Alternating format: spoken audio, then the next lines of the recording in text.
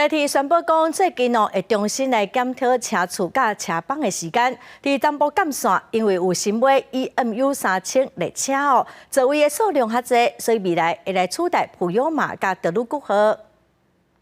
为解决东部干线一票难求的问题，代替豆豆将普悠玛泰鲁格号换加做 EMU3000型列车。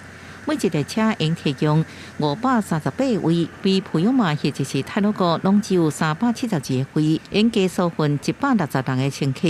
未来 EMU3000会加做东部干线主力定点服务列车。EMU3000已经到了38组了哈，我们已经运用在东部的部分哈，已经达到25组。那未来这个太鲁阁以及普悠玛哈，还会比较离峰的时段哈，会继续在我们的东线上来运作。普悠玛甲泰鲁格未来会导致西部干线中长程、加中间站停较少的类直达车营运模式，所解高铁伫中部以北的疏运压力。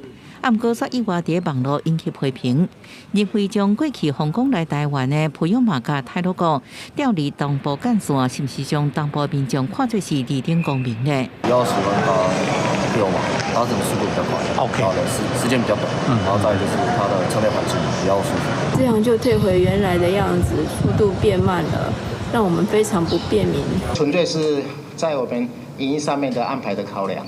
那未来普悠玛泰鲁阁还是会，比如说从台中到花莲，或是从彰化到台东，还是会跑东部。交通部强调，普悠玛甲泰鲁格并非全面退出东部干线，是调度营运路线。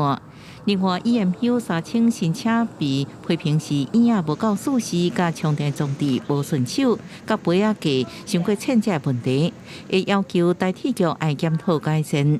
记者综合报道。